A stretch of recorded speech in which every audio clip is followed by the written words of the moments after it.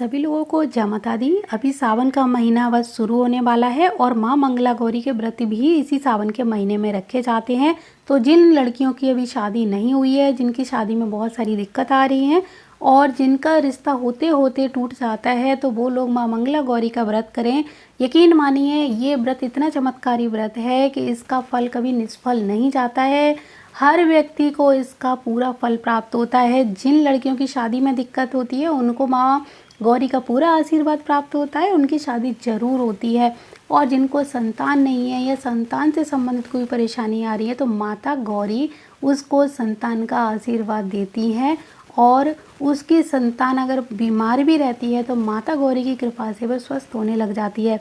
सावन का पूरा महीना भगवान शंकर और माँ गौरी को समर्पित है।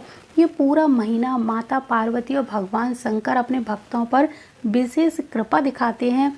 इस महीने आप देखते हैं कि भगवान शंकर के जो गण हैं, वो भी भगवान की पूजा में लीन रहते हैं। चारों तरफ से भगवान भोलेनाथ की पूजा की जाती है और भगवान इस महीने बहुत ही ज़्यादा प्रसन्न होते हैं। और जब भगवान भोलेनाथ प्रसन्न होते हैं, तो माँ पार्वती जी की तो प्रसन्नता का कहना ही क्या। भगवान गणपति और कार्तिकेय भी अपनी कृपा पूर्ण रूप से बरसाते हैं, क्योंकि गौरी माता के जो व्रत हैं सावन के महीने में हर मंगलवार को किए जाएंगे। सावन के जितने सोमवार होंगे उतने ही सावन के मंगलवार होते हैं। तो पूरा इसका विधि विधान मैं बहुत बार बता चुकी हूँ, मेरे चैनल पर इसका वीडियो भी है। जिन लोगों ने इस वीडियो को नहीं देखा है या विधि विधान चाहते हैं, वो लोग उस वीडियो को भी देख सकते हैं। अगर आपको इस पूजा के बारे में कुछ और डिटेल चाहिए, तो आप मुझे कमेंट कर दीजिए, मुझसे संपर्क कर सकते हैं मेरे फ़ोन पर, तो आपको इसकी डिटेल मिल जाएगी। आप इसमें अपने कुछ हेल्प लेना चाहते हैं हमारी, तो हम आपकी बिल्कुल मदद करेंगे, आपको बताएंगे कि आपको ये पूजा कैसे करनी है।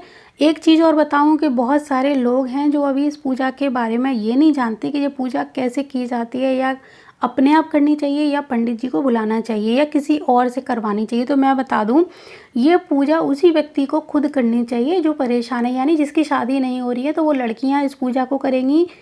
ऐसा नहीं है कि बहुत सारी माएँ ऐसे पूछ लेती हैं कि हमारी बेटी की जगह क्या हम कर सकते हैं, तो ऐसा बिल्कुल भी ना करें, क्योंकि शादी आपकी बेटी को करनी है तो ये पूजा भी उसी को करनी होगी। किसी और का खाना कोई और खाएगा तो पेट किसका भरेगा, आपको खुद सोचना है। जिसको परेशानी है पूजा वही करेगा। और जिन लड़कों की शादी नहीं हो रही है, सावन के पूरे महीने भगवान भोलेनाथ को खुश करें और भगवान भोलेनाथ की पूजा करें, तो उनकी शादी भी अवश्य होगी। यानी जो लड़के और लड़कियों की शादी करा देंगे ये व्रत, यानी सावन के सोमवार लड़कों को करने हैं, सावन के मंगलवार और सोमवार दोनों करना चाहें जो लड़कियां, वो दोनों कर सकती हैं। नहीं तो मंगला गौरी का व्रत है सावन के मंगलवार को होगा। तो इस महीने सावन के कितने सोमवार हैं, कितने मंगलवार हैं, ये आपको पता लगाना है और फिर आपको पूजा करनी है। एक दिन ही आपको अच्छे से निकालना होगा, बाकी आपको रोज़ तो करना नहीं है। हफ्ते में सिर्फ एक दिन मंगलवार को विधि विधान से पूजा करना है। इसमें थोड़ी सामग्री का रहता है, क्योंकि 16 की संख्या में माता के लिए सामग्रियाँ यूज की जाती हैं। तो जो सामग्री है वो अभी से उनके पैकेट बना के रख लीजिए। कुछ सामग्री ऐसी हैं जो अभी से आप बना कर रख लोगे तो आपको काम आएंगी, और हर मंगलवार को एक पैकेट उठा के पूजा में रख लीजिए। और कुछ सामग्री ऐसी हैं जो उसी समय लानी होंगी, यानी पूजा वाले दिन। इसमें पंडित जी का ऐसा कोई रोल नहीं होता है, तो ये पूजा खुद करनी है। पंडित जी से आप चाहो तो संकल्प करा सकते हो। संकल्प कराने के बाद घर में आप एक चौकी यानी लकड़ी का एक पट्टा होता है, उस पर माता की मूर्ति की स्थापना होती है और वहाँ पर ये पूजा होगी। आप इसको घर में करेंगे, मंदिर में नहीं होती है, और हर बार पंडित जी से नहीं करानी होती है। संकल्प एक बार लेना होगा। पूजा आपको हर मंगलवार को करनी है।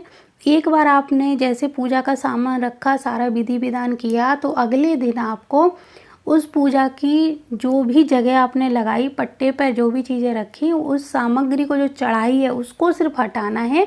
बाकी जो चीज़ें इसमें रखी जाएंगी उनको नहीं हटाना है। आपको अगर ये व्रत पूरी श्रद्धा भक्ति से करना है, मैं आपकी पूरी मदद करूँगी। तो आप ये पूजा ज़रूर करके देखिए। और आपके घर में किसी की भी शादी नहीं हो रही है, बहुत ही चमत्कारी व्रत है। इसका मैंने 1 साल के अंदर अंदर फल देखा है। आज तक हमने जितने लोगों से करवाया है, इसका कभी कोई फल निष्फल नहीं गया है। इस 1 साल के अंदर लोगों को इसका पूरा परिणाम प्राप्त हुआ है। ये आपकी भक्ति भावना पर निर्भर करता है कि आप इसको कितने महीने में सक्सेस कर पाते हैं, यानी माता को कितनी जल्दी खुश कर पाते हैं। हो सकता है कुछ लोग ऐसे हैं जिनकी ये पूजा करते ही करते बीच में ही सगाई हो जाती है, एकदम से रिश्ता आ जाता है, बात बन जाती है। और कुछ लोगों का इस पूजा के समाप्त यानी इस महीने के समाप्त होने के बाद लाभ मिलता है, और कुछ लोगों को इस पूजा के 1-2 महीने बाद लाभ मिल जाता है, लेकिन मिलता ज़रूर है। आपको किसी भी तरह की परेशानी हो, बस एक बार माँ गौरी और भगवान शंकर के पास बैठिए श्रद्धा भक्ति से और उन्हें अपनी परेशानी बताइए, वो आपकी परेशानी ज़रूर दूर करेंगी। बहुत ही सरल पूजा है, सुनने में आपको टफ लग सकती है लेकिन बिल्कुल भी टफ नहीं है। इतनी सरल पूजा है कि मैं आपको बता नहीं सकती, और माता रानी बस भक्ति भावना से ही खुश हो जाएंगी अगर आपने श्रद्धा के साथ उनको थोड़ी चीज़ें भी समर्पित अर्पित कर दी तो भगवान भोलेनाथ को मनाएंगे यहाँ के बच्चे जिनकी शादी नहीं हुई है या नौकरी में दिक्कत आ रही है, और माँ गौरी को मनाएंगी वो लड़कियाँ, वो महिलाएं जिनको संतान से संबंधित कोई दिक्कत है, शादी नहीं हो रही है या उनका वैवाहिक जीवन संकट में है। यकीन मानिए बहुत अच्छी पूजा है। और जो लोग किसी भी तरह पूजा नहीं कर पा रहे हैं या करना नहीं चाहते, तो सावन के पूरे महीने माँ गौरी की मांग भरना शुरू करिए, उन्हें सिंदूर और हल्दी कुमकुम लगाइए माँ गौरी को। तो यकीन मानिए आपके सुहाग पर भी कोई संकट होगा तो वो भी जल्दी से जल्दी माता गौरी की कृपा से दूर होगा। माता पार्वती की मांग हमेशा भरते रहिए। आपके घर के पास कोई मंदिर है तो मंदिर में जाके भरिए, मंदिर नहीं है तो घर में ही कोई मूर्ति है आप मिट्टी की बना लीजिए, माता गौरी और भगवान शंकर उनकी पूजा करिए पूरे महीने। अगर ये भी नहीं कर सकते तो कोई तस्वीर आपके पास फ़ोटो है तो उसकी भी कर सकते हैं भावनाएं देकर।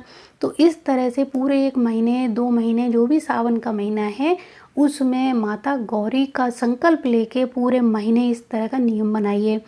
अगर ये नियम मांग भरने वाला आप जीवन भर बनाते हैं तो कभी भी आपके सुहाग पर कोई संकट नहीं आएगा। कंवारी लड़कियां भी अगर माता गौरी की मांग भरती रहेंगी तो उनको भी अच्छा जीवन साथी प्राप्त होता है।